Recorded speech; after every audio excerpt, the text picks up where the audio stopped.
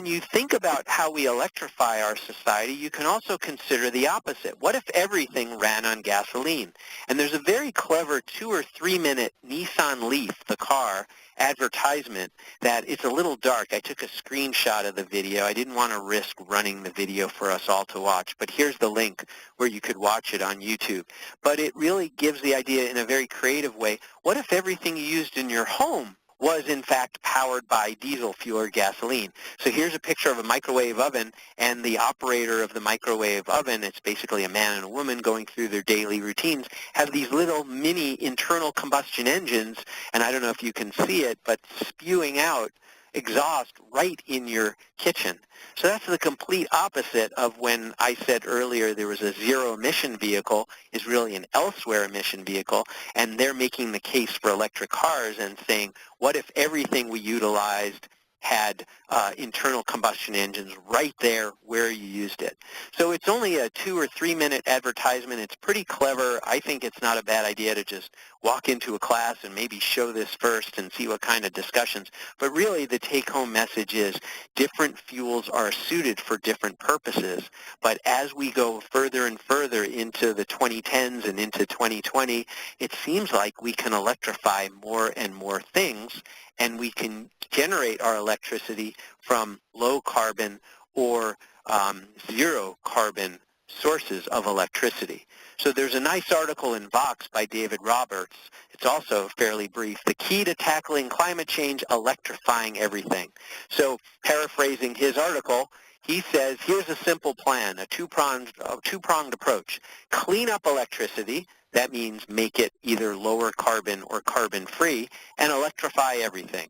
And it's not simple, but maybe tongue-in-cheek, he says it is simple.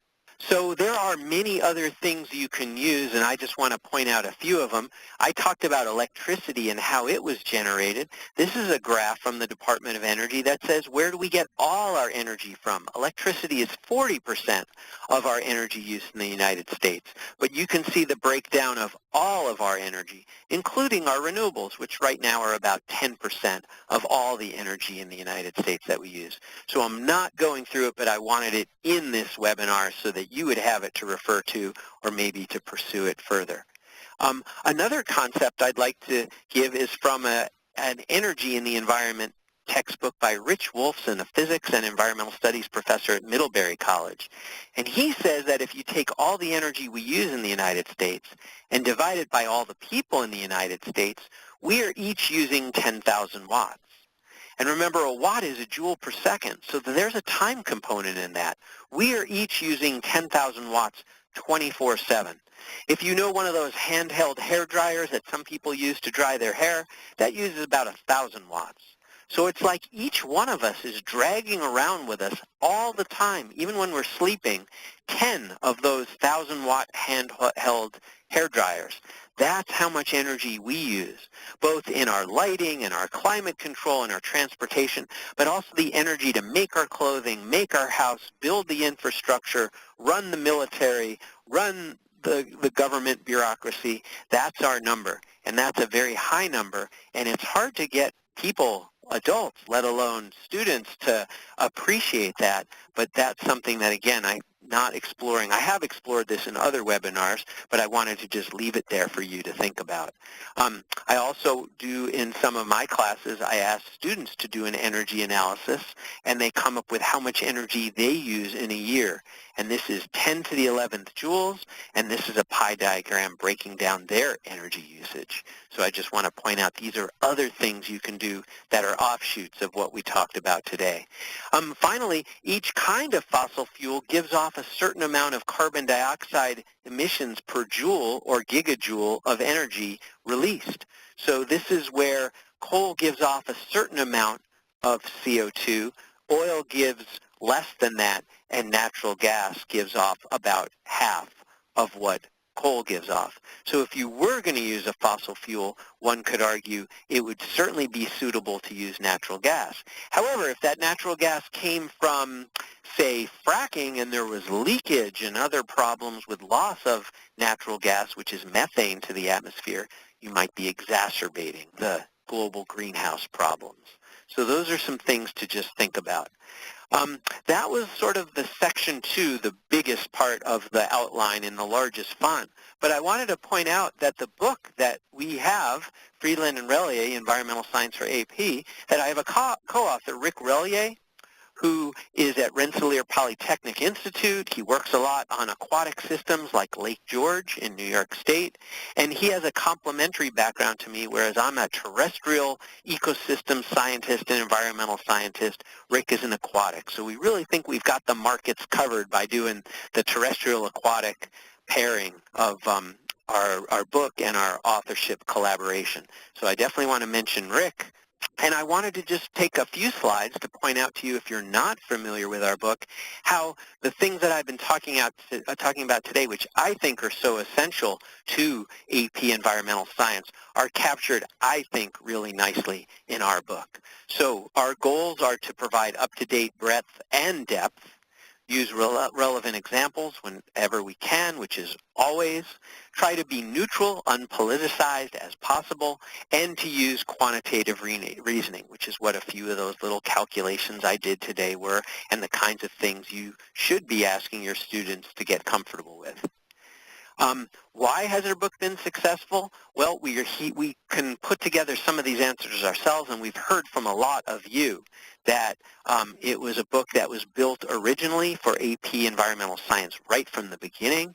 It conveys a modern synthetic approach that includes systems thinking, which is what I was doing when I was talking about the cradle-to-grave analysis. And is a car zero emission?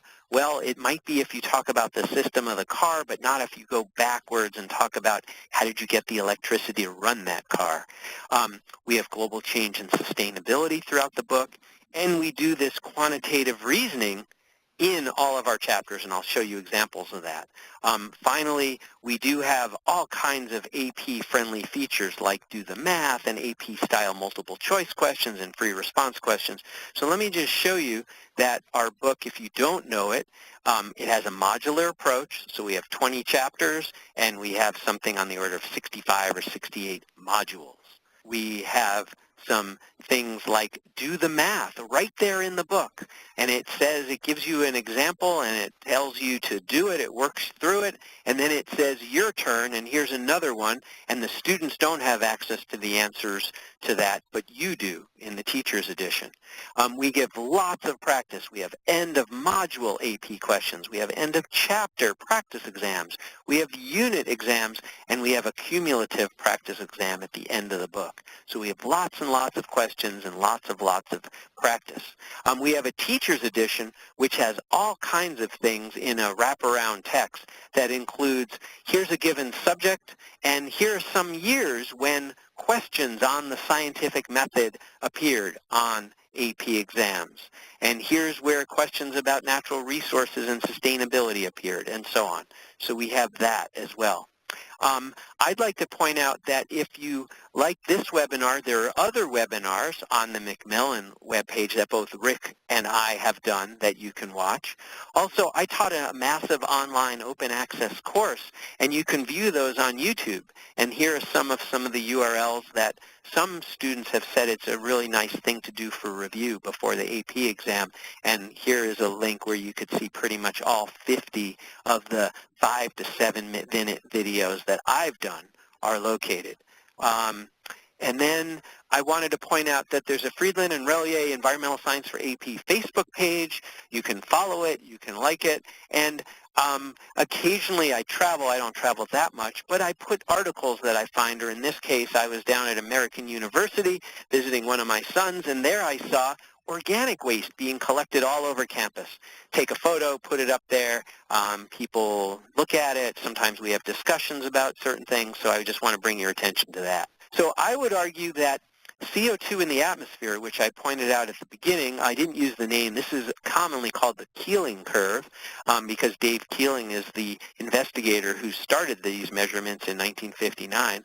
But you could argue that lots of activities, not everything, but lots of activities in AP Environmental Science can be connected to this curve. And the answer is, will it reduce the rate at which this curve is increasing? Will it stabilize it? Will it lower it? And if you can do a simple calculation, like a gallon of gasoline puts 20 pounds of CO2 into the atmosphere, convert that to kilograms of CO2 and figure out how much gasoline you personally burn each year in your car and how much you put into the atmosphere, those are the kinds of things that you can do. And I have examples of those kinds of problem sets and questions. Our book has them, so you can certainly ask me, write to me. You can find them around. You can see them in our book. Last thing I want to say, I have 2 more slides, is that again, emphasize the point that the first thing to do in almost every case is conserve, increase efficiency. So that might be a house that you weatherize. This is my house, and I got help from somebody else in improving the insulation. There was just open bat insulation. A few years ago, I went ahead and made the plunge and had somebody install a tracker in my backyard. So now for the last 4 years, I've been generating all the electricity we use in our house from PV panels in the backyard.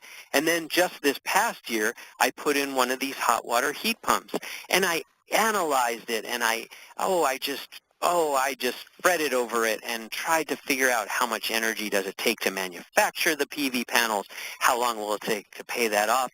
And I'd like to point out that there's just something so useful by living with and owning it. So here is my hot water heat pump in my basement, and there's all kinds of things you can learn.